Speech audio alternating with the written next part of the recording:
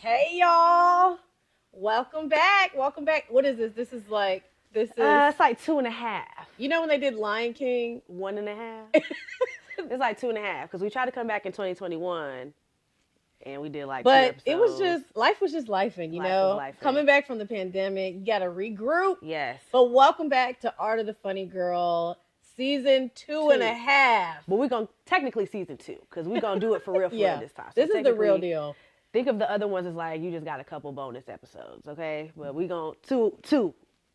But if you're just joining us, hi, I'm Lo. I am a mom of 2. Since we last talked, I have brought another child in the world. That's right. So I have a daughter, Jace, who's 10, a son, August, who will be 3 in May. My husband, as you guys know, Greg Sherman, love that man.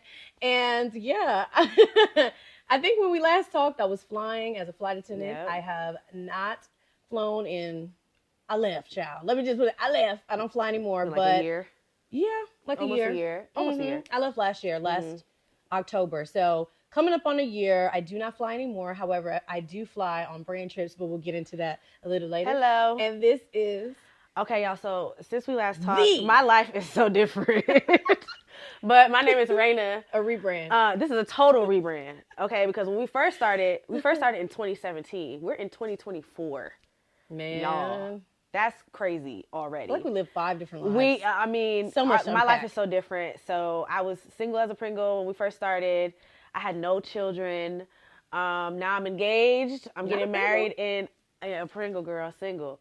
I'm getting married in October of this year, and then I have 2 kids, 2 under 2. So I have a 22-month-old. Her name is Emery, and I have a brand new baby, Maverick, who is just turned 3 months old. So we've been busy.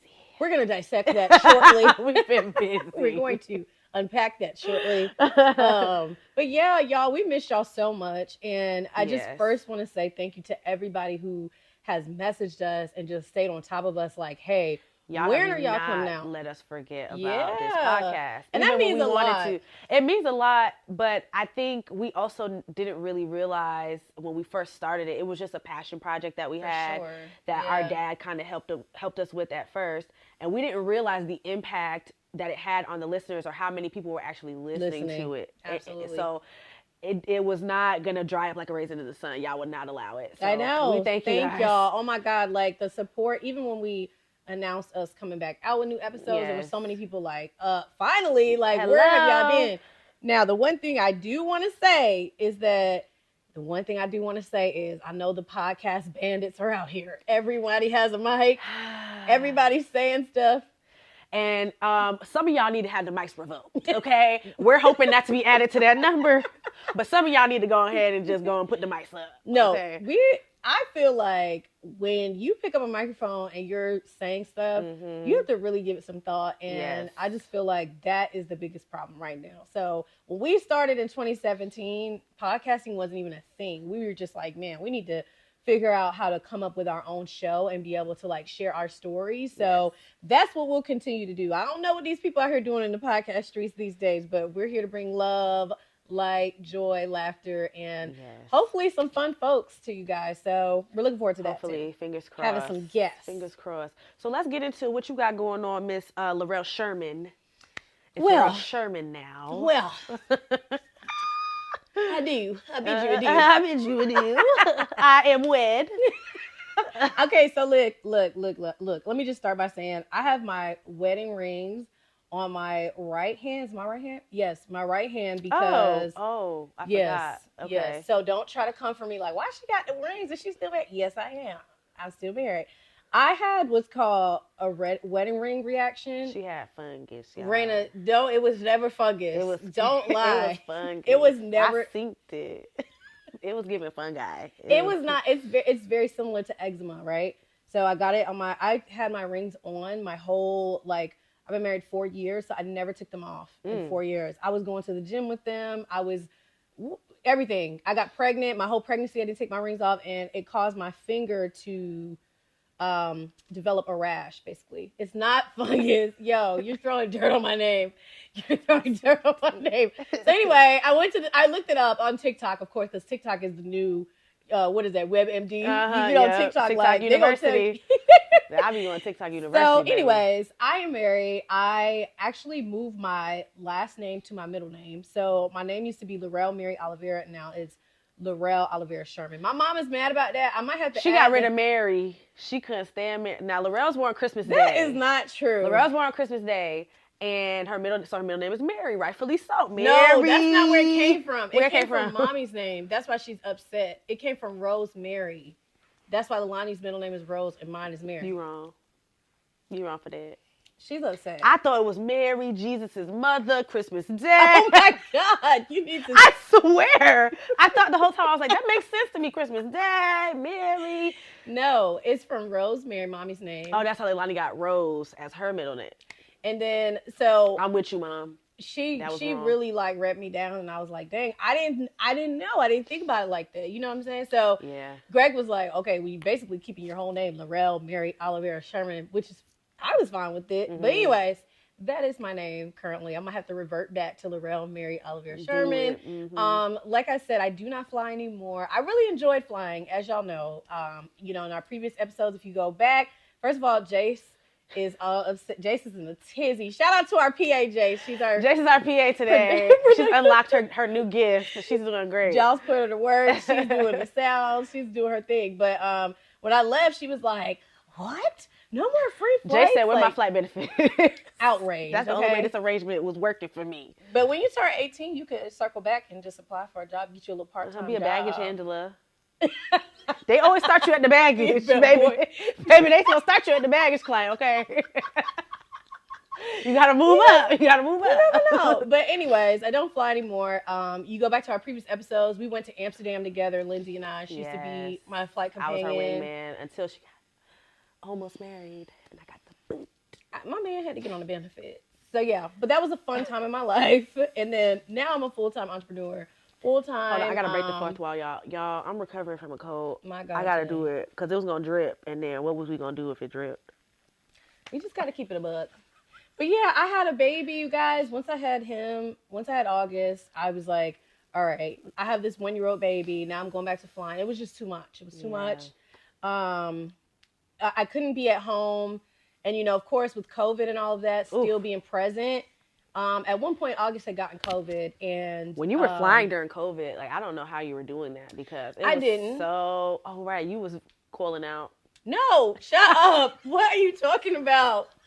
What are you Everybody say Loretta, I called out. I did not call. Now, see, you're gonna really ruin my reputation. No, I literally, you guys, during COVID, I found out I was pregnant with August right before COVID. When it started to ramp up. Yes. See, people throwing dirt on your name. She was calling that. You're throwing dirt on my name, bro. I literally was, you made me lose my damn train of thought. She's like, how many times did I call it? I can't stand it. No, I legit had this baby. And then at one point, August had gotten COVID. The daycare was like, he can't come to daycare. So they want to quarantine the babies for 10 days. Greg was teaching, so it was like, he can't take off. And by the way, he doesn't teach anymore. 13 years as an educator, and he has really moved into real estate full time, and he also got another amazing opportunity. So there's a lot of changes and transitions. How about you? Because you throwing dirt on my name, but you had 2 other 2, so you was busy. And I'm unwed, and you out of wedlock. Out of wedlock. My God, today. So you see how people try to. This is a word right here. I'm trying to deflect. Yeah, because you don't want to get into your business. Okay, we can get into my business. Let's dive in. I don't have no shame because God is a redeemer of things and of lost time and of wedlock, out of wedlock. So anyway, okay. So ironically enough, I am engaged to Greg, Laurel's husband's best friend. From childhood, they've been best friends their whole lives. And back in 2019, we went on our first date. And so this year is our 5th year together, and we're getting married this year. So it's kind of like a full circle thing. And yeah, we have a almost 2-year-old, Emery. She'll be 2 in April. That's my boo. That's my god baby. She looks just like me. Mm-hmm. She looks just like me. This girl is like, it's like deja vu. And then I had a son 3 months ago. And here's the thing. I found out I was pregnant with my son on my daughter's first birthday. again. Y'all, when I say I slid down the wall crying, I was just like, this is not, whoa. Right? Meanwhile, a year before Emery was born, I'm literally praying over my womb. Lord, bless the womb, because I didn't know if I was going to be able to have kids. And then he said, okay, I'm going to bless it. Boom. 2 years in a row. Blazing. So it was a little scary because I'm like, okay, I had an emergency C-section with Emery, as you know. And so the thought Jace. Of thinking, and with August, you had a scheduled C-section. Yeah, with Jace, I had an emergency C-section. With August, I had a scheduled C-section. But if I have any more children, God willing, I will not be scheduled. They need to come out the back. Because maybe I can't do it. No, I can't do it. They need to come out that way.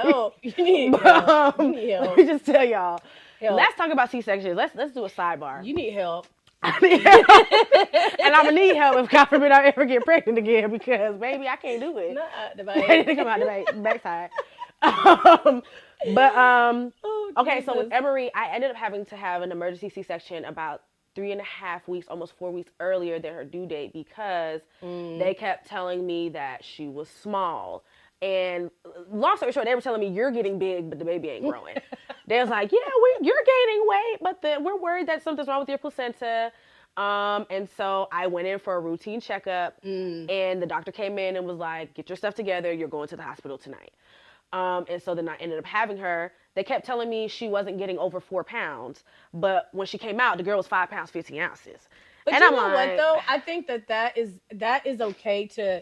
I wouldn't necessarily criticize the doctors or think, you know what I mean? Because I feel like when they don't intervene, then we're looking at them like, why didn't you say anything? It's definitely, you know what I mean? Because catch-22. For me, I'm like, I would rather be safe than sorry. And I feel like if you know something and you don't convey that to me, then why didn't you come in and save my kid? You know what I mean? Exactly. Or get them on. I can see that. And I delivered her at Northside Hospital here in Atlanta, which is like notoriously like the baby factory is what they call it. It's like the #1 maternity hospital in the city of Atlanta. I think Cardi B gave birth there. She was upstairs in the well, I don't know. She was upstairs in the celeb suite. That's what they said. But that wouldn't give me that wouldn't comfort me to be like Cardi. Like that wouldn't make me feel. I mean, I'm just saying. Love you, Cardi. It gives credibility to what you're saying about. Yes. Yeah. A lot of people gave birth there. Yeah. So overall, it just made it a super stressful experience for me. When Emery was born, I don't remember like the first 24 hours of her life because I was on so much medication. Yeah. They tried to induce me. It was a whole circus basically. So when I found out I was pregnant just a year later, they told me from day one, like, you're gonna have another C-section because there's a thing called a VBAC, if you know, where you can have a regular birth, a natural birth after a C-section. Yeah. But it has to be a certain amount of time, years in between since your last C-section. And I was just a year out. So they were like, girl, stop playing. You're not about to bleed out on nobody's table. I think, I don't know. I just feel like, and there's so much. I've shared this story, on other platforms and things like that. But I feel like there's so much trauma, unnecessary trauma around childbirth in general. And I think that if we could just kind of like take that away, like that component away, then there would be, first of all, the Black maternal health rate would be lower, obviously, because, Black women are dying at a alarming rate due to childbirth, but also like it would just be a more pleasant experience. And I feel like there's a lot of in the surfacing of social media and people sharing like their home birth experience. Yeah, that's something that I have like really been tuned into. Birth? No.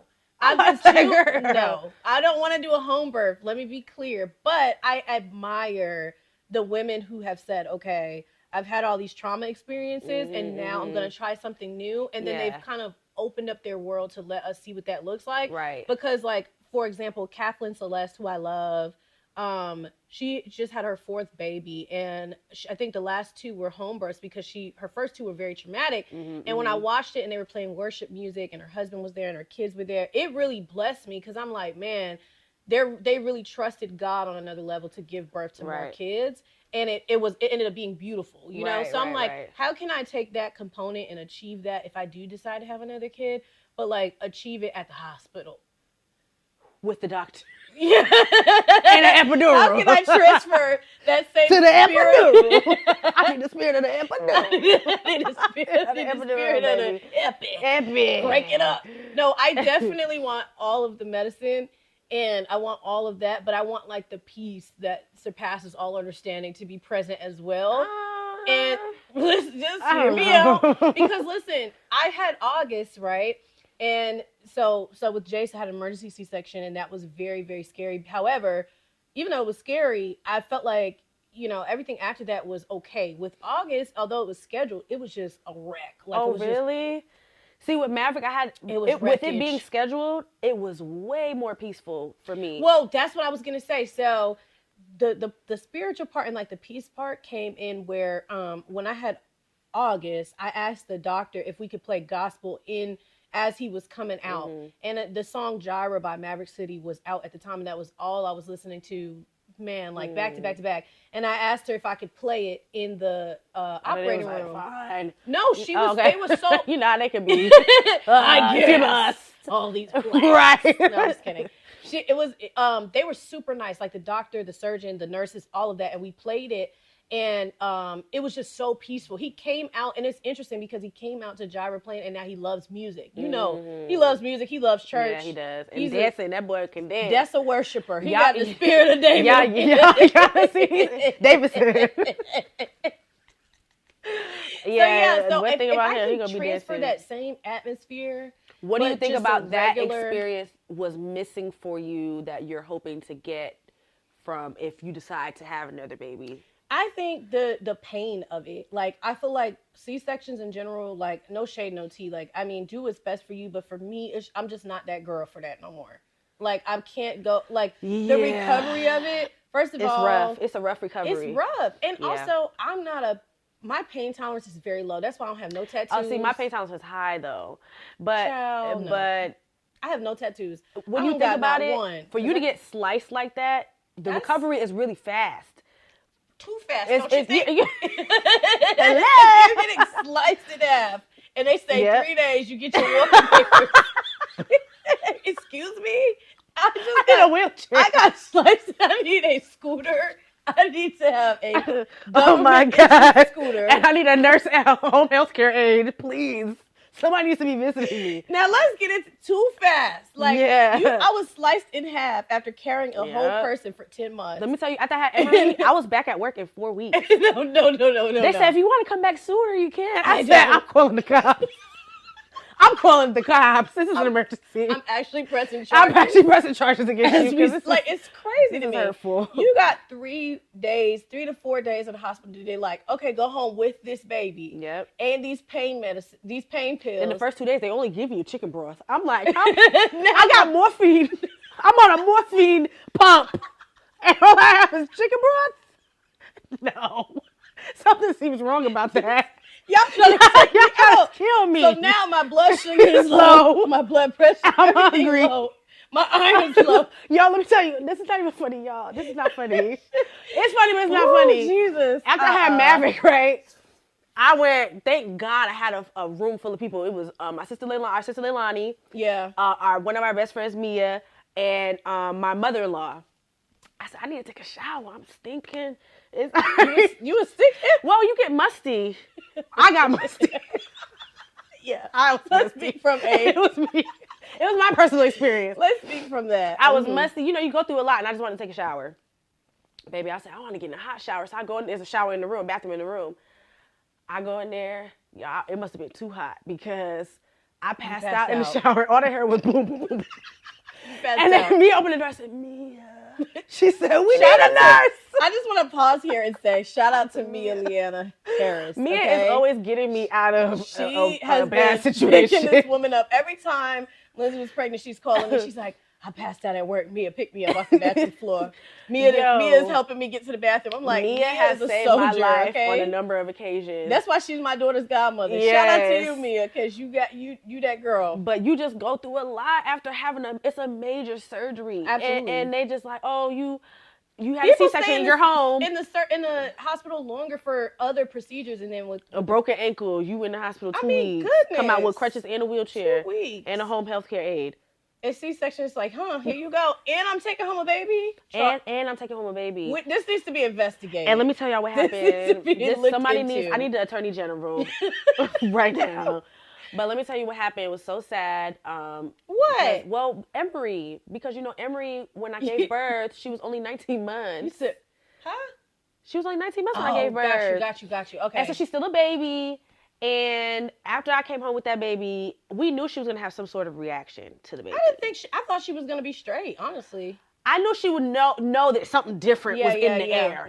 Like, what's this? Y'all, when I say my daughter broke my heart, she stopped talking to me. She stopped eating. She didn't only want her dad. And then, add insult to injury, I had a C-section, so I couldn't pick her up. So she would be calling for me and wanting me to get her out of her pack and play and stuff, and I couldn't pick her up. And she was mad. You know what? I didn't really predict that she was going to be that way. I honestly didn't. I thought she was going to be like, bad. Baby. And it took her about 3 weeks to kind of wrap her head fully around what was going on. I had to send her to my mom. She was pissed off. She's like, what are you she was upset. And she kept looking at the bassinet like. I hope y'all was watching her close. Because she probably was like. Watching her close. We're watching her close to this day because you know what she did yesterday? She probably like. As soon as they go to sleep. We're having a nice night. We're all in the bed. Maverick's on the bed, on his back. He's doing his little baby stuff. Emery's coming up to him. Nice. And she goes, pound. So I'm like, oh, she's trying to get him to. Right. I guess he didn't respond to the pound. What did she do? She said, well, I'll pound you real good. With the iPad. Lindsay! Oh my God. Yo, come on. So I turned around. Come on. And the iPad was just on his head, literally. And he looked, and I looked, and he said, I said, no, why would you do that? Lindsay, y'all gotta watch her. Yo. But that's my goddaughter, so. Yo. It was a soft tap. Please, don't write letters. Don't write letters. She can beat the allegations. She didn't do Don't it. Don't write letters. She's a sweet girl. But. Please. Yeah. Man, we were like, all right, it's bedtime. And we was on the phone with Mia when it happened. Mia said, Anne-Marie, that was not nice. Well, because we've had all these children, really, not all these children, two. It's a lot of children. Raina has had all these children back to back. I already had Jace. You guys know Jace. Yep. But Jace is in 5th grade, and she is going to middle school, and she's going on an overnight field trip, and I'm going... Oh, I was about to say, you ain't sent her on the overnight. No. I know you would never. I applied to be a chaperone. I have to do my background check. Yep. It will clear. Is this a lock-in? No. They're going to Rock Eagle. For some reason, Jace doesn't think my background check is going to clear. What's Rock Eagle? And I'm like, it's going to clear. Like, please. She's like, I'm sure there's something on there. She said to me yesterday, Mommy, did you sign up to be a chaperone? I said, I did. And they told me I was selected. She said, but you still have to do that background check. I'm like, you're not out of the clouds yet. Hey. It's tentative. Like, I'm going on that trip. Because if I don't go, she ain't going. So remember we went, were you in 4-H? Remember? Oh, I was in 4-H. Did you go on that? Remember I sang in the chapel? So that was, I believe that was Rock Eagle, was it not? Oh, I don't know. I went to Rock Eagle with 4-H, and so it's a 4-H Campground. But I think it's only like one night or something like that. Is she in 4-H? No, the whole 5th grade is going. So, anyway, nice. Jace is grown, but since we last spoke, I also want to acknowledge that Greg and I are guardians of our nephew, Levi. And if you follow us on social, which you should follow me on social at JustLo, 2 T's on the just, and then Raina is Lindsay_Raina. It's 2 underscores, but you can't really tell because they don't break it. So it just looks long. 2 underscores. But if you follow us, you've seen the kids growing up, Levi and Arya, our nephew and niece, and Levi lives with us, and so you'll see a lot of content and just in general with him. Girlfriends when he had the nephew son. Oh yeah, no, you know what it reminds me of? Kind of like, it's funny how shows that you've watched growing up kind of come back into playing your life. Because I was thinking about Fresh Prince, and literally she sent her nephew to live with the aunt and uncle, and so that's literally us. Like, it's Jace, it's Levi, and it's August. But the interesting thing about having Levi, who is 11 and he's in 6th grade, is that it's like he's a preteen boy, and so it's like, wow. It's definitely a learning curve, I'm sure. I'm just like, you open up the room and you're like, what's going on with the smells? Yo. What's happening in here? Whoa. What? Open the window. Is it socks? Is it laundry? I literally walked in and was like, What's going on? It's a whole nother. Is it far? Is it what's happening? But I have to literally say. He said, I never farted in here before. I said, you never farted in the room ever? Ever?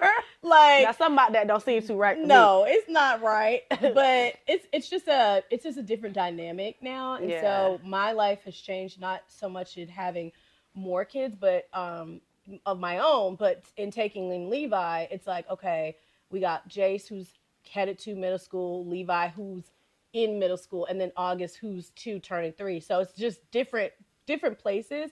But the interesting thing about Levi is that he and Greg kind of have this male bond, and so it kind of gives me a glimpse of to how August will be as he grows up. Because as you all know, if you follow me, and I'm sure you'll see, August is his father's shadow. He looks exactly like the man. Everywhere the man go, there's August. Right behind. We just did a video on TikTok the other day that went viral, and it was on the Tamron Hall show, and literally it's August doing a cameo, and he's supporting his dad and his dad's. So anyway, we do have Levi now, and so I think my life has more so been being a mother to them, being an aunt to him, and kind of supporting everybody where they are. And Jace, we had to talk to Jace, because I said, Jace, you know, you was the only child for a long time, and then you got your brother, and now you have your cousin, and then she's still pressing me for another kid. So I'm like, is she?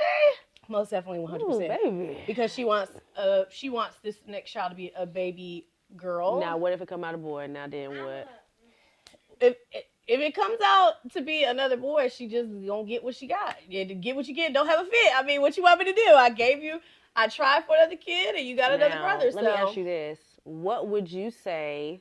Because you're a little bit further along in the motherhood journey. Yeah. What would you say right now is the most difficult part in comparison to what would have been more difficult for you when your kids were my kids' age, or a Jace, for example?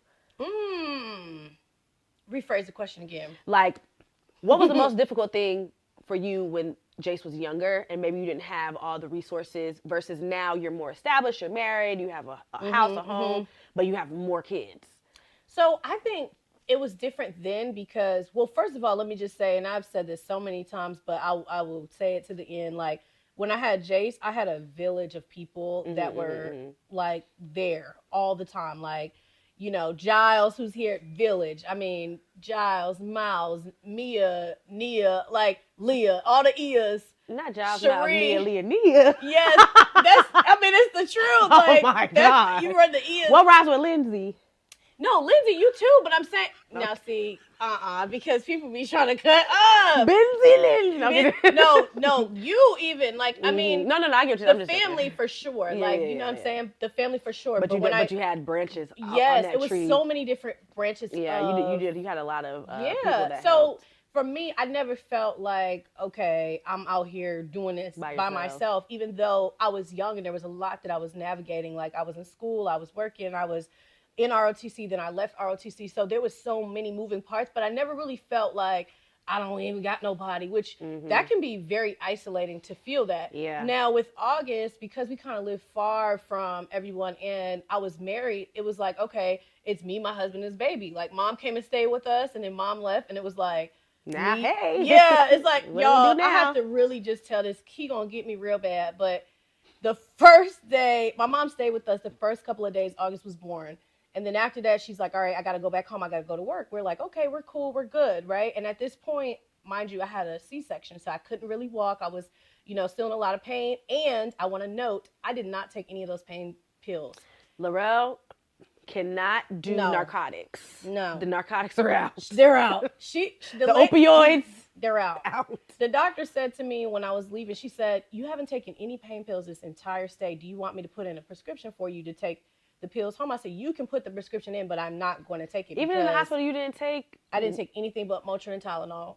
But they can give you like a 600 milligram ibuprofen, because when I got home... they gave me, I don't think they even gave me that. I think so Motrin and ibuprofen are the same, so I don't know if they upped the dosage of it. Yeah, the 600 joint is different. No, I didn't take because they gave me morphine, which I was like, once I get home and I'm home with these kids, what do I look like being on morphine? So I say, well, give me something that's a little less severe, and they gave me just the ibuprofen, which helped a lot.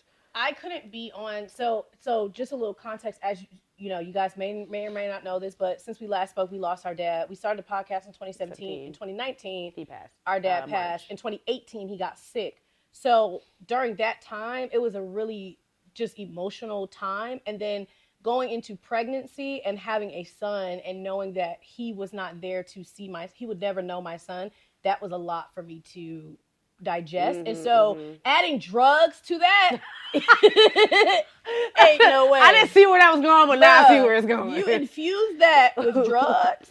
Now I'm growing dreadlocks in the back of my head and I'm rocking back and forth. Daddy's the girl. Daddy come back to see the baby.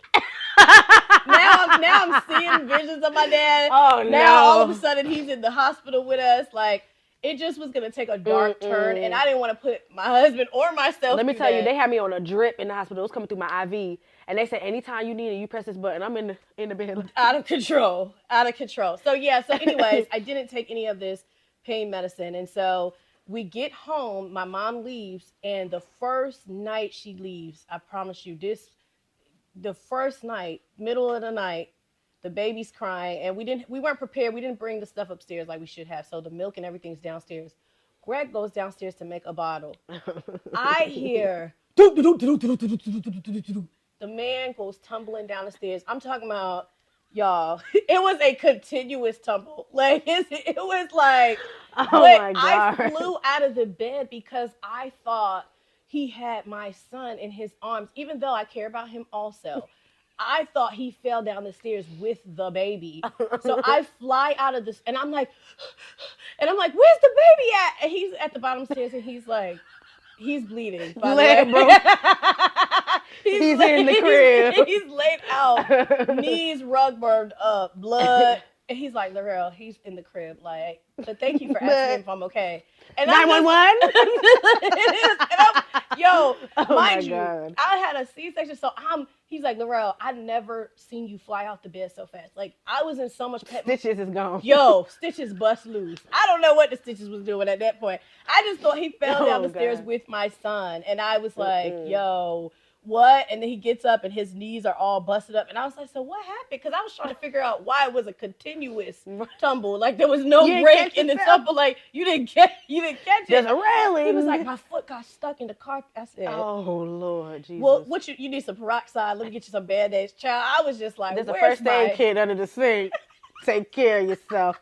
Clean yourself up. I thought it was my son. So anyways, it was just, so I'm saying that to say that transitioning into like having Jace and being like a single mom and having this village of support, whatever, and then coming into having August and it's just me, him, Jace, like it was just a lot, you know what I mean? And then also I never put Jace in daycare. She had a sweet lady, Miss Charlotte in Tallahassee, that would watch her. Shout out to Miss Charlotte. I hope she's doing well. Jace was there from the time she was like 6 months till she was 3. Mm-hmm.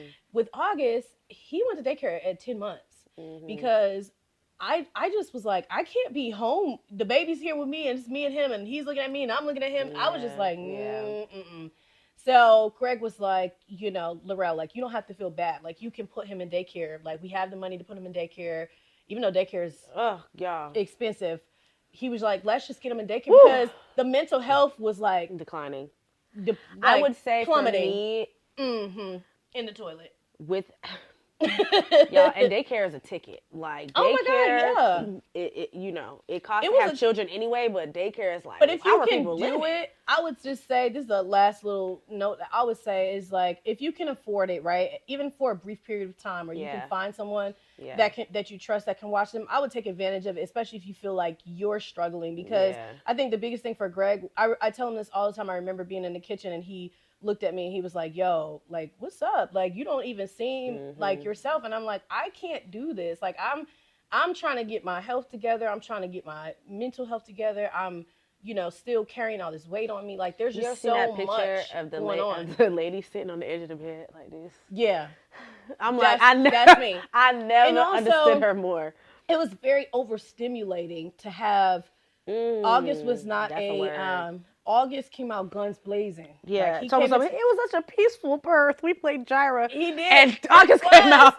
No, let me just say. August is a firecracker. He's a fire. For like real. He came out, even in the hospital. It was like I'm gonna let y'all know now. I came how, to this how world. I'm coming. How I'm coming. I'm coming here to rock. I didn't come here to be no, and I appreciate his his personality is incredible, but Jace was a very quiet baby. She was very much so, like, there's pictures literally in my phone to this day when Jace was first born, and she would literally just like be sitting and like she was kind of scoping the scene out. Like she wasn't, you know what I mean? That's how Maverick is. He's very smiley, Maverick is like that. And calm. Me and Greg were talking about him yesterday. He has a piece about him. He does. Where Emery is like, but Emery.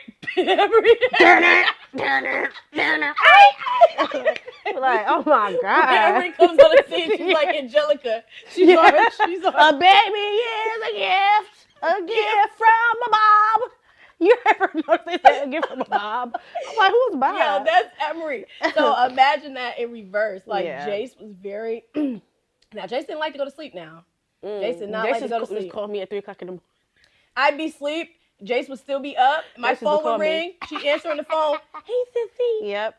And she's like, where's your mother at? 3 in the morning. I'm at the club. I'm done. Call me back. I'm at the club, and that's why now. Hey, I'm saved, sanctified, filled with the Holy literally, Spirit. she was like, they're total opposites. So I would say that to say, like, for me, it wasn't like I was at home with a baby that was like, oh, all he does is sleep, and I'm like I'm able to do things. No, he was up and he was active and he was, so I just couldn't. I'm like, and I know I learned so much about myself. Like, I'm not the person that can just be at home kicking it. Like, and I feel like as moms, like sometimes you feel like you got to go through the roughing it because you're the mom. It's like, no, there's help available. Yeah. Let me tap into what I can tap into because hello, I haven't eaten in 3 days. That was the thing too. You know what I'm saying? I'm like looking up. It's like, have I eaten? Have I showered? Have I slept? Like, it was just, it was like, exactly. I need to do a butt check, arm check, like, and every mom is, I love the fact that, like, with social media, the people that are transparent, you kind of don't feel alone because you're reading other people's stories and you're like, I definitely appreciate people that was me. that talk more openly now. Yeah. I think for me, okay, I just turned 31, so I didn't get pregnant for the first time until I was like almost 29. I was 28. Yeah. But, I'm going into... like, oh no. Right. Exactly. I had a... No, I'm just kidding. It's not a late start, but it's a late start. It's later than I would have ever thought I would have started. But I feel like it was perfect timing. I feel like I have not the perfect guy as far as like he's a human being, but like the perfect guy to be a father to my children. Correct. I'm not a single mom by any means. Correct. Like he's so hands-on, so helpful. Like we were just comparing notes the other day because how our schedules align as the moms, the dads do a lot of the drop-offs and pickups at the daycare. Yep. So sometimes when I go in to pick them up, I feel like an absentee mother. They're like, whose child is yours? He comes in, it's like, oh, get Emery and Maverick. They're on the radio. Pull Emery and Maverick. I'm like, dang, they know him. He got his little code set up. He's telling me, all right, this is the room over here, and then they just gonna hand you his stuff. I'm like, okay, what else do I do? I love that. But I love how hands-on he is. What I will say is, having one child, all right, okay, so we're navigating that. But when I found out I was pregnant the second time and so soon, I felt like, how much more am I going to be derailed in my life? Yeah. Like, that was my initial That's a real thought. It wasn't, oh, I'm so happy. And that kind of makes you feel guilty, too, because there are women who struggle with infertility. Right. Or just different things that happen, and they just want to have more kids or whatever health issues they may have. And so initially when I found out, I was like, why? Yeah. Why? Yeah. And it took me going to my OB for the first time for my first appointment. And everybody in the office was like so happy for me. And they're like, we're so happy for you. You're a growing family. And I had to snap out of it like, oh, this is a good thing. Like, it's not necessarily the circumstances that I would have wanted, but I'm blessed. Right. I'm getting ready to have another child. Once he came, it's like, all right. I went from a thriving, like getting my feet under me career-wise to I'm sitting at home with 2 babies. Yeah. Like, when am I ever getting out of this bed? And you know what's interesting about that? I think that, like, we're in this age, like, we're women that are, like, driven and, like, not to say other women are not driven, but I think before it kind of was the norm to just be the mom at home. And and just kind of wait your turn type of vibe. Yeah. And I respect and some people don't that. wait their turn. They just, they transition their lives into their kids. Right. And a lot of women, and it's not, there's a guilt factor to it because it's like, I put my life on hold. I put my life on hold for you guys. And for me, I kept thinking, okay, God didn't put me here to have kids, and that was the only thing, you know. Right. But some people let that dream die, and they're like, okay, if I can't have what I really want to have, then I'm gonna put it all into the kids. And then the kids grow up and get married and they move on, like and now you're sitting there empty. Gifts. Yeah. And for me, I'm like, okay, I'm in my 30s now. You know, this is real life. I'm clocked in. I'm not in college. I'm not in high school. You know, I'm not even in my early 20s bopping around. Like, I'm in my 30s. Right. What's the deal? What's the plan? You know? And I think that's definitely, we relate a lot on that level. Like, I feel like that was my biggest thing. Even now, like, I feel like, you know, I have to really, first of all, let me say, your kids, it's important for your kids to see you dream and to see you strive. Like, Jace being here today as our PA is like amazing to me because, you know, she'll never forget this. I remember growing up and Dad being on the radio. I just was talking to Rashad about it. I'm like, WBRU. And I just was telling him that. But think about how many gifts we were getting. Yep. And not realizing it. But Dad was like witnessing him and my mom. Let me just say, my mom, a go-getter, she did hair for 20 years and was in the shop. Like, even if she is the reason why I do what I do. Exactly. Because I would sit and people would come to the house and get their hair done. And I would just sit. I would help her. I would learn how to braid. I would learn how to do all the stuff that she was doing. She was really like, if you think about this, like, my mom had 4 girls. All of us are back to back. Lindsay and I are a year apart. Our other sisters were like in 2-year increments. So you have these 4 kids, and then you also do hair. Like, there's childhood videos of my dad had us during the day, and my mom was out taking her clients and like working. So, you know, when you see your parents kind of live their dreams and use their gifts, it's hard to grow up and feel and be satisfied with the mundaneness of like, now I gotta go existing. Work. Yeah, you know, it's not enough for me. No, it's not. And Dad was like, he was a playwright. He was in plays. Like, he would go to his plays. Like, he would literally be in plays. He would direct plays. He was on the radio. I remember my birthday.